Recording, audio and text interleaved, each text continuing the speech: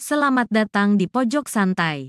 Sebelum Anda mendengarkan audiobook ini, kami menginformasikan bahwa channel ini adalah review audio dari buku yang ada di Indonesia. Untuk membaca keseluruhan buku ini, kami menyarankan membeli buku aslinya di toko buku kesayangan Anda, baik offline maupun online. Keberadaan channel ini dimaksudkan untuk membantu Anda mendapatkan pengetahuan dari buku-buku kesayangan Anda.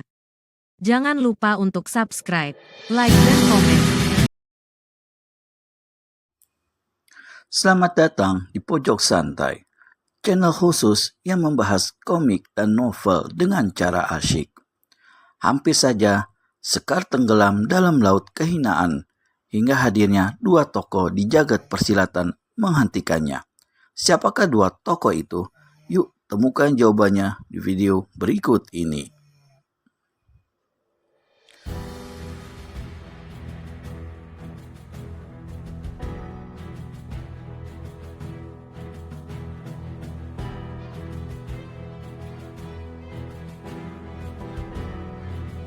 Munding Sura yang bergelar setan pikulan tertawa mencemooh. Dasar manusia-manusia tak tahu diri, katanya.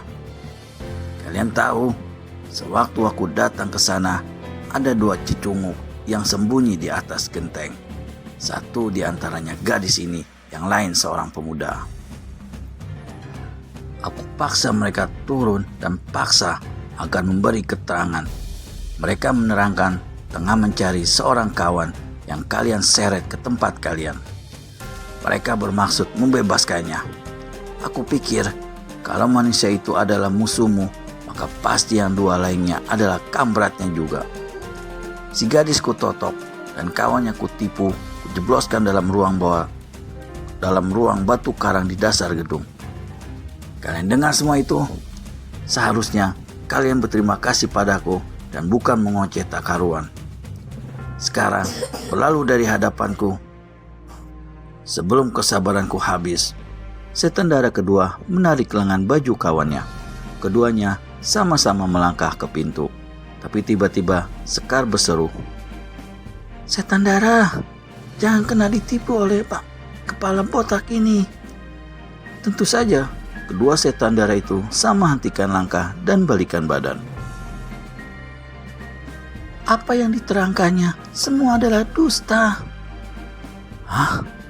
Begitu? Gadis sedan, apa mulutmu mau kupecahkan? Bentak setan pikulan. Berani kau bicara lagi, betul-betul kupecahkan mulutmu. Biarkan dia bicara, Munding Sura, kata setan dara kedua. Tapi kau lepaskan dulu totokanku, kata Sekar. Aku akan terangkan apa yang telah diperbuatnya di tempatmu. Dan bukan itu saja, aku akan bersedia ikut dengan kalian. Setan dara kedua mengusap-usap kedua telapak tangannya satu sama lain. Satu usul yang baik. Memang kau lebih pantas bersamaku daripada kamratku yang kate buruk ini, marahlah setan pikulan. Saat ini, aku tidak memandang nama besar atau mukamu lagi, setan dara Tidak peduli, meski kita sama-sama orang istana. Gadis itu sudah membuka kedok kedustaanmu. Dia yang dusta, bohong besar. Dusta atau tidak, tapi aku percaya omongannya. Dan aku dengar dia sendiri yang mau ikut bersamaku. Setan dara kedua mengekeh. Mulut setan pikulan komat kamit. Begitu ya? Boleh, katanya.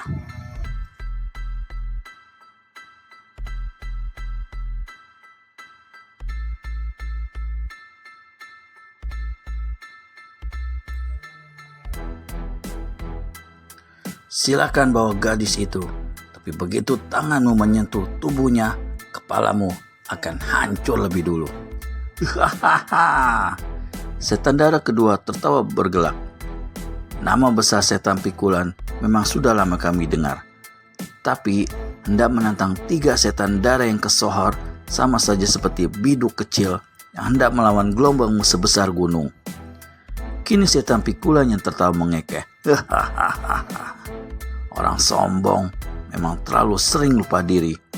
Kita walau bagaimanapun pun masih sama-sama manusia. Aku bukan biduk dan kalian bukan gunung.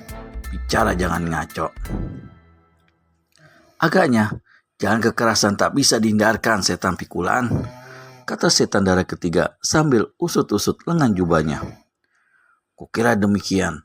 Lagi pula, memang sudah sejak lama aku ingin membuktikan sampai di mana kehebatan nama 3 setan darah itu. Jangan-jangan cuma bangsa kroco bau terasi saja. Apalagi sekarang cuma ada 2 orang. Kita akan saksikan siapa yang kroco, manusia buruk. Saut setan darah kedua. Dia berpaling pada kawannya dan berkata, "Kau lepaskan totokan gadis itu, biar aku yang kasih pelajaran pada manusia jenis kecoa ini." Setan darah ketiga melompat ke arah tempat tidur. 2 jari tangannya siap untuk melepaskan totokan di tubuh Sekar. Tapi dari samping setan pikulan tidak tinggal diam.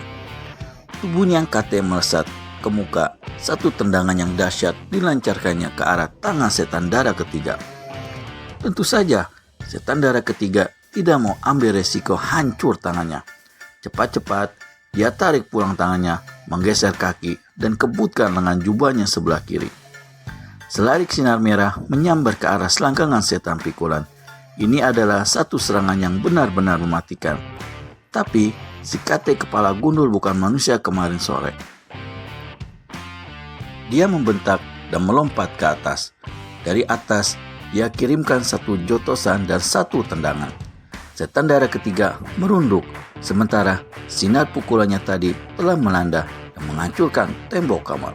Buah! Di ruangan sebelah terdengar pekikan beberapa orang perempuan. Serangan gencar setan pikulan menjadi batal. Sewaktu dari samping, setan darah kedua tusukan 2 jarinya kerusuk. Setan pikulan yang tahu betul kehebatan 2 jari itu cepat menghindar dan sekaligus 2 tangannya dipukulkan ke muka. Setan darah kedua cepat-cepat buang diri ke samping sewaktu melihat 2 gelombang angin hitam keluar dari jotosan-jotosan lawannya. "Ilmu pukulan sepasang tinju hitammu tiada berguna terhadapku, manusia buruk," ejek setan darah kedua. Sementara kawannya baku hantam dengan setan pikulan. Setan darah ketiga pergunakan kesempatan untuk membebaskan Sekar dari totokan.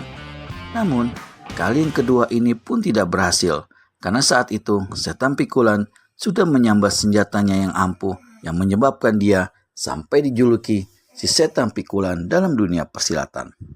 Senjatanya itu bukan lain ialah sebuah pikulan dari bambu. Meskipun dari bambu, tapi karena merupakan senjata sakti, maka kekuatannya lebih hebat dari baja. Setan darah ketiga cepat-cepat buang diri ke samping, sewaktu ujung pikulan menusuk ke kepalanya. Setan darah kedua mengomel. "Alah," makinya, "lepaskan dia dengan totokan jarak jauh." Habis berkata begitu, setan darah kedua segera keluarkan senjatanya, yaitu sepasang gada. Dalam ilmu mengentengi tubuh dan tenaga dalam serta kegesitan bergerak, setan pikulan tidak dibawa kedua setan darah. Apalagi saat itu pikulan saktinya sudah berada di tangannya. Namun, menghadapi 2 lawan yang berada dalam jarak terpisah, di mana dia mesti pula melindungi Sekar agar jangan sampai gadis itu berhasil dibebaskan lawan dari totokannya, maka ini adalah satu hal yang cukup menyulitkan bagi si setan pikulan. Setiap saat, dia harus membagi serangan pada kedua lawan dan melindungi Sekar. Setan pikulan putar senjatanya laksana titiran. Pikulan itu dimainkan dalam jurus-jurus silat toya. Angin deras dan suara mengaum memenuhi kamar itu. Wuk, wuk, wuk. Namun senjata lawan yang dihadapi setan pikulan bukan pula senjata biasa. Bagaimanapun, dia mempercepat gerakannya dan mendesak setan darah kedua dengan hebat. Namun pada jurus ke-19, setan pikulan tak berhasil menghalangi setan darah ketiga, melepaskan satu pukulan tangan kosong jarak jauh yang membuat terlepasnya totokan di tubuh Sekar.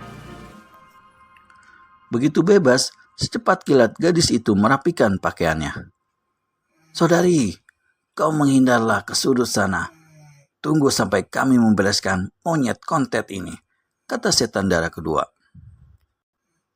Sekar merasa bersyukur bahwa hasutannya termakan oleh kedua setan darah, sehingga kini dia lepas dari totokan. Dia tahu, baik setan pikulan maupun manusia-manusia bermuka dan berjubah merah itu tidak beda satu sama lain. Dia berpikir-pikir apakah akan masuk ke gelanggang pertempuran untuk turut mengeroyok setan pikulan yang telah membuat kekejian terhadapnya, atau lebih baik menyingkir dulu dari situ sebelum timbul pula urusan baru dengan manusia-manusia iblis bermuka merah itu. Si gadis mengambil keputusan yang terakhir. Berhasilkah Sekar melarikan diri dari tempat itu? Temukan keseruannya hanya di channel Pojok Santai. Segera subscribe dan tekan tombol lonceng untuk mendapat notifikasi video terbaru dari kami. Terima kasih dan sampai bertemu kembali.